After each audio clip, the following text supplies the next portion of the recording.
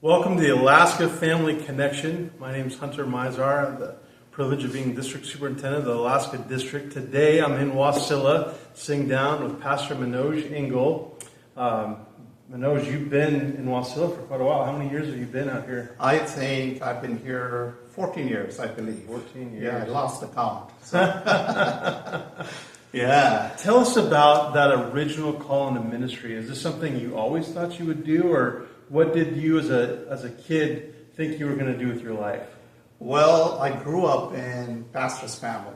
Yeah. So my grandfather was a minister. Was he Nazarene? Yeah, minister in the Church of the Nazarene, and then my dad was a minister, and then he did, he was a pastor, district superintendent. He did a lot of radio programs for 50 years or 48 years, wow, for that matter, on the radio, and so ministry was just part of our, life. Yeah. Whether you wanted to do ministry or not, you were right there, Sure. And I remember my father would organize some, ministry events for traveling, and they would always come on a final of the World Cup game, of cricket World Cup game. Okay. And I had to many times miss that. I was not very happy with that. So, but that's life, you see. And then I had no choice but to go with him, whether you liked it or not. But so that's kind of that's how I grew up in our home. And but ministry, I'd never wanted to be in the ministry. Yeah. So I ran far away. I planned my education accordingly, so that it will not touch cross paths with the ministry at all. And I was very thoughtful about that. What was the plan going to be? So the plan was going to be in the management or in the corporate sector, and I did work in my early years as a very young person. I was in a management, of a hospital. And so, I did that work for a while, for a couple of years. And so that was my plan, really, originally. Just didn't want to do anything with maybe those finals of those cricket games probably just kind of ticked me and just wanted to. But there were other reasons, Sure. Like I just didn't think that, I was very shy, and I would just kind of tremble when I went on in front of the public. I just didn't think that I had what it takes. Besides that, I just didn't want to do anything with ministry. Sure. Because probably I've seen the tough roads that my dad walked, my grandfather walked, and so I said, there are better ways. Yeah. So how old were you when you felt this call to ministry? Well, this is what happened. So when I was in a corporate, in a management job, and so what happened was I went to England to do the radio, learn radio, how to do radio. Okay. Put together the programs and things like that. So that was kind of in partnership with, there was a Christian organization. So it was in partnership with BBC and the Christian organization that put this thing together. It was a pretty good quality thing. And there, while I was there, I met a really great gospel singer, worship leader, who did, who helped Billy Graham, do the worship when he would do it in Europe. Yeah. And his name is Dave Pope. And so I ran into him. And in those days, there were no cell phones. There were, but, they were not used. So he gave me his old-fashioned good card, and I gave him my card, and he said, hey, I would like to come visit your place and do some great worship and, gospel singing and work with the churches. And so that was it. And so I went back and connected with him, and we organized this huge gospel singing, shows for the community. It was like 3 shows. They were packed in the auditorium. And then what happened during that time was my dream was to kind of bring all the churches in the city together, regardless of denominations. Yeah. And so that started to happen. And it became such a cohesive team of leaders to kind of put that thing up, and it was extremely successful. And so, and because everybody started coming together, we named that as a networks, to glorify God, and that was just so amazing experience. And so I was working in a corporate sector, and suddenly I realized that this is so fulfilling. This is such a eternal investment. Yeah. I'm working so hard. I was making a paycheck, which I did not know what to do with that money, really, at that young age. Yeah. I was making pretty decent paycheck, and I just needed very little at that point in time. And so I said, man, I'm doing this, and it's not fulfilling. Yeah. And so what I have just done is an eternal investment in the lives of people. Yeah. It is a hard work, it is a great work, it brings you a lot of joy, and I know that it is eternal investment. Yeah. And so that's where I started to feel the call of God, but I did not know what. And so that's how it kind of started my journey. Yeah. Yeah. Did your dad have a sense all along there was a calling? What was his advice to you as you were talking through about, I feel like I need to be in ministry? Well, he always probably wanted me to be in the ministry. Sure. But, everybody's rebel. You go through the rebellion. Just because you want me to be in the ministry, I just don't want to be, Yeah. So I went through that phase, and God had to really do the process of really calling me into the ministry. So I found myself talking to the admission counselor by accident at Nazarene Bible College when I was visiting. Yeah. And Dave Pope had a job for me in England doing different things. And so that job was lined up, and this admission counselor convinced me that I should go to Nazarene Bible College. I said, no, thank you very much. I think I'll just travel around the world doing, whatever ministry, And so I think, in life you have many crisis moments, Sure. As you go through. And I remember those 2 weeks were extremely crisis in my life. Yeah. I was sitting, I can tell you the seat in the Trinity Church in Colorado Springs. Yeah. I was sitting and other churches, First Church and other churches, and just contemplating, God, what do I do? Yeah. Just show me the way. Wow. If you will make a decision for me, that would be great. But don't put me through this that I have to make a decision. Yeah. But God just puts you in that, and He wants you to make the decision. Yeah. And that was the most difficult decision I had to do. And finally, I settled down in going to Bible college. There is a long story behind that. We won't go into that, but and then all that burden was lifted up, and so that's how my journey into kind of possibly full-time ministry kind of began. I was attending the General Assembly, and so they wanted some people to, and I had a district license, so they wanted some people to do the help with the communion. And in our section, there was a district superintendent from Canada, and I just met him for 2 minutes, and he says, "You got to come to Canada." Wow! And he didn't never know anything about you? Not much, and so he never gave up, and finally we ended up, and that's how we kind of started off in full-time ministry. It never pursued it; it just so happened, so that's how my journey began. And in the early days, there was a lot of church planning you did. Uh-huh. I mean, was that on your radar, or how did the church planning kind of fall into your lap? Yeah. So I grew up watching church planting. So that was life. Yeah. So my dad probably started about 100 churches, and he pioneered 2 districts. Oh my goodness. And so he was on the radio. He would go in the towns and the villages.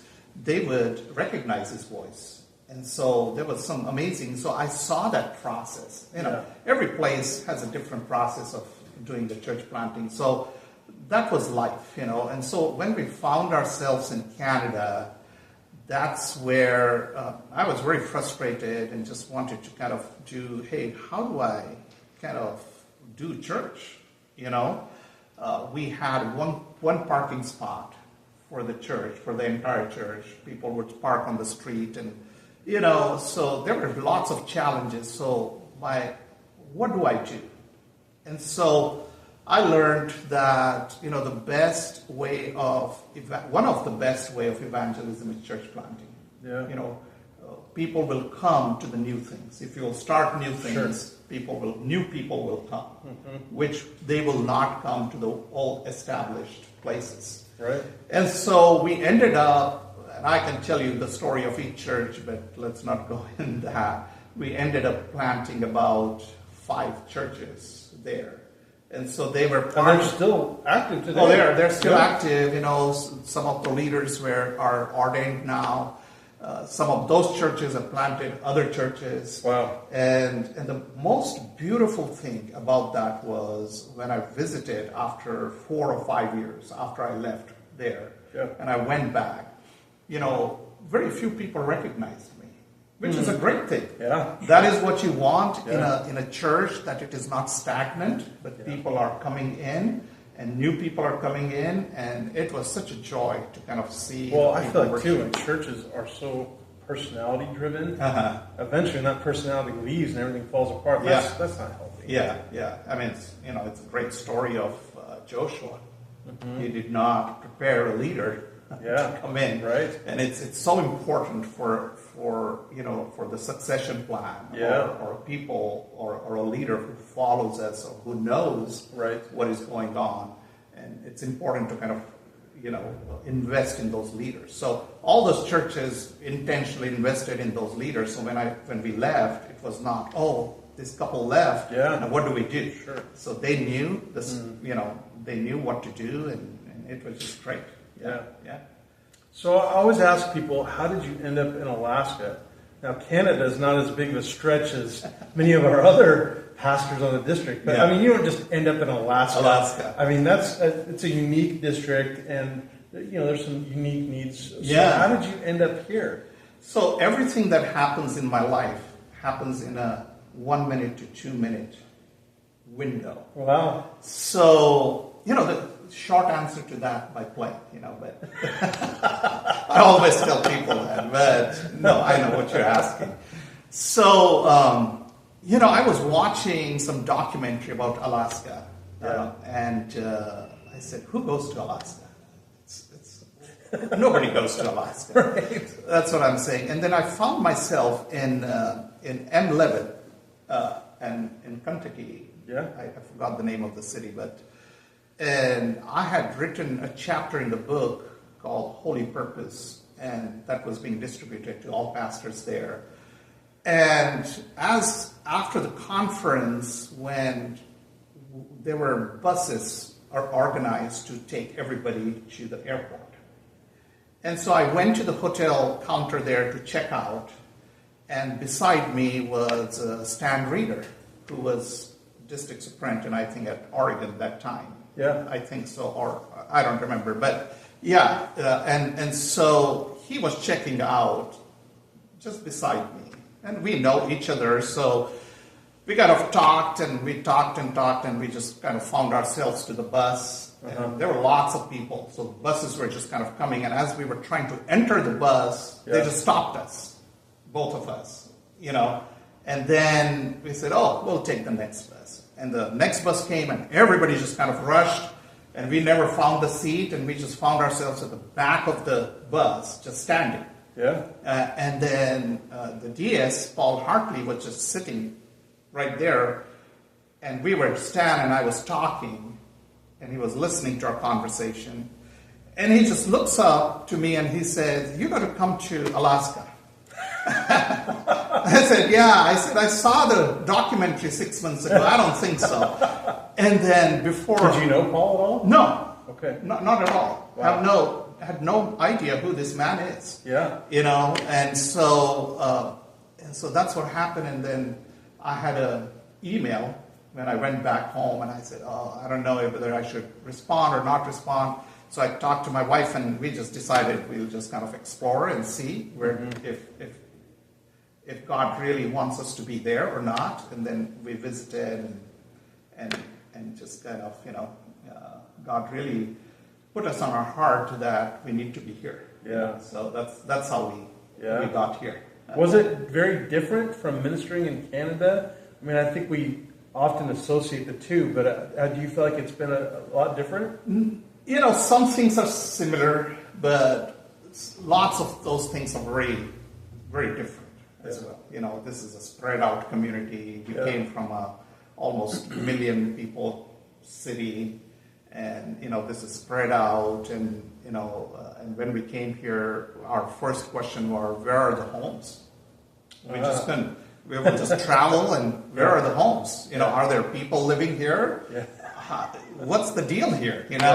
And then we realized, they're all hidden behind the trees, and it's just kind of, there are people living here. So it's different, a lot different, because the community is different. The way people, operate here, it's very different than where we came from. And there are a couple of things that really, God really put us on our heart, to come here. Is one thing is, we were very busy in Winnipeg. So lots of people told us, oh, you'll relax in Alaska. I said, it'll be really relaxing time, a little bit, in Alaska. But that's not true. That was not true. And the other thing that really, when we came here, was two things really, really spoke to our heart is, we really love the worship space where we worship. It's not typical church-looking space. Yeah. And we thought that is an amazing space where people can come in, and it is not typical church-looking space where people feel intimidated. Yeah. So that was one thing. The other thing was we stopped by at the Compassionate Ministry. That time it was very small. Yeah. And we stood there, and we really felt God was calling us to kind of do something for the people in a desperate need.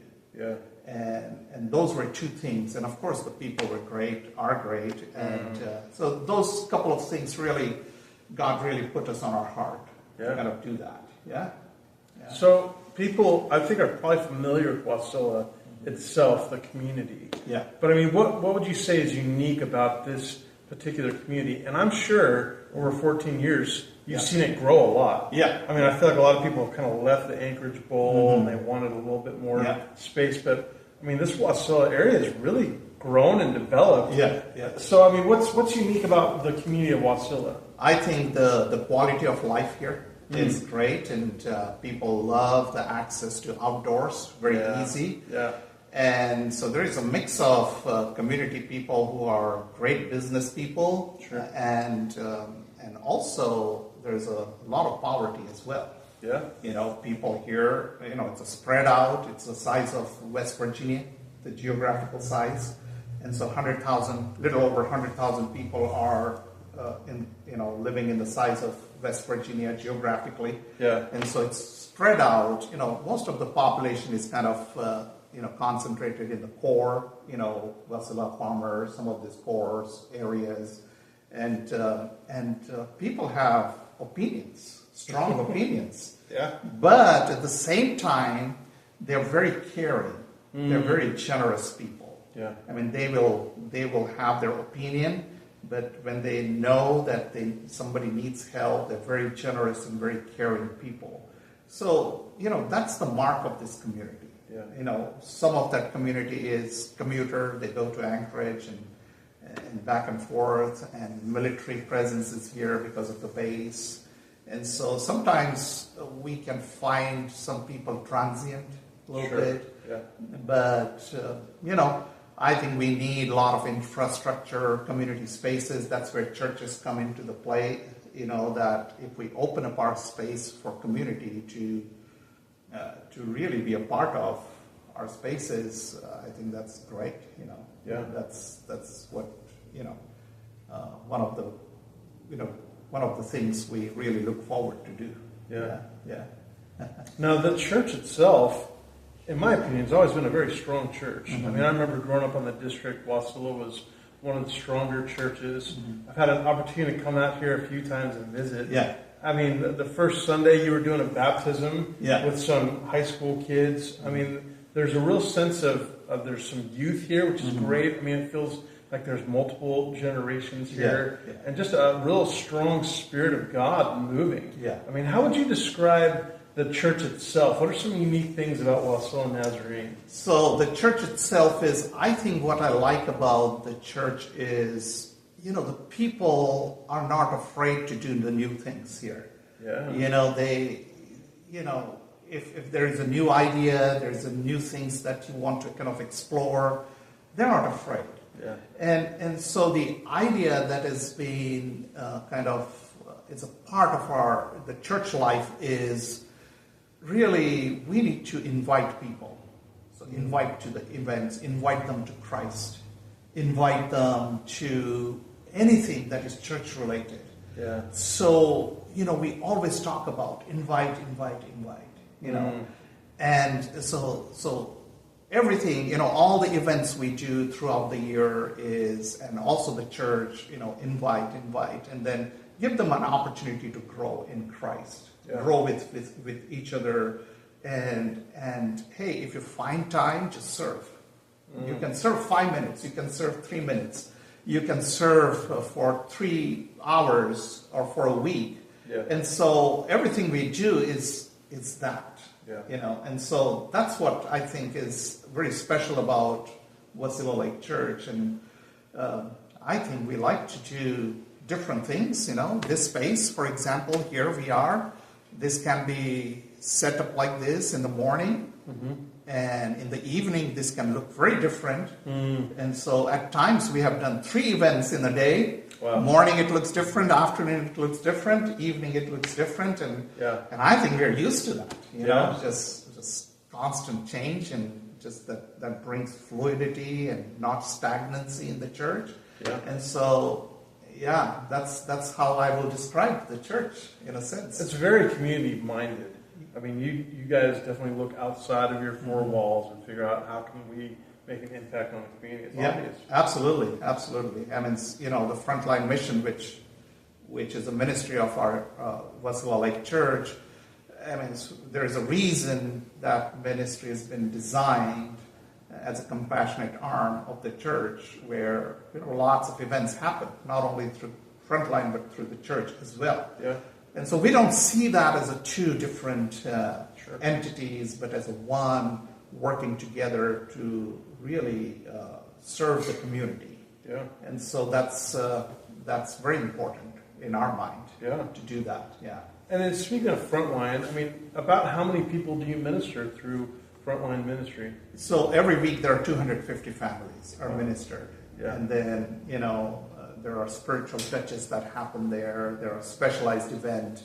I know you want to do a different podcast for that. Yeah. So I don't want to give too much of that. Sure. But different major events happen every quarter. One of our big event is Thanksgiving dinner on Thanksgiving Day, where the whole community comes together. And we have to cut the phone lines for the volunteers like 2 weeks prior to the event. About 2,000 people show up, 350, 400, volunteers are there. And they just have amazing family-oriented time there. And people are cared for, not only physically, but spiritually as well. And so and then Easter, which is going to come. We'll have about 400 people here. We'll have an Easter dinner before Friday, Good Friday. But the gospel is preached, and people have an opportunity to give their life to God, and it is an amazing thing. The volunteers are there, and it is you just, as a pastor, you just want to sometimes I find myself just standing in the corner and just watching. Yeah, I think that's the best place to be. Sure. And watching, seeing people getting involved and doing the work of the Lord. Yeah. Yeah. And this is really a beautiful location that you're on. Yeah. I mean, you're right along the lake. Yeah. You have probably the best baptistry Yes. on the district. I mean, you just go right out to your parking lot. Yeah. And you can baptize. Absolutely. You're right near the hub of the town. I mean, Mhm. it's a great location, even that's strategically placed to Yeah, be absolutely. accessible. Yeah, no, that's true. We're blessed that way. You know? Yeah. So, yeah, that's great. Yeah. So when people see this video and they think about Wasilla Church, are there a couple of ways that you could say, pray with us about this? Yeah. We have, all throughout the years, we have taken a lot of risks in doing a lot of things, Sometimes people have said, man, I don't know if this will work or not. But, I always said, hey, take the risk, do it. Yeah. And if it fails, it's okay. Yeah. We'll learn a lot of things. So I would say, how they can pray for us is God's wisdom in our lives. Yeah. That we are not doing things in our own strength and because we want to do that, but what God wants to do in the community. Yeah. And the whole purpose is to connect with the community with the love of Jesus and connect people to Jesus Christ. Mm-hmm. And so everything that is being done is to do that.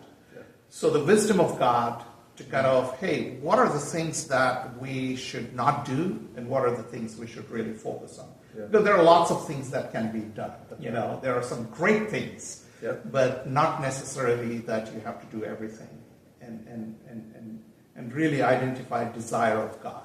Yeah. So the prayer is, pray for us for the wisdom of God, that we will be able to discern what is what, basically. That's great. That's great. Yeah. Well, this is an amazing church. I think there's some great leaders here, and God's doing some great things, and the Lord's blessing it. It's just very evident to me. Absolutely. Yeah. It's by the grace of God. Yeah. Amen. Yeah. Well, thanks for all that you're doing out here in Wasilla and for the district. Yeah. And I want to thank you for watching. We'll see you real soon.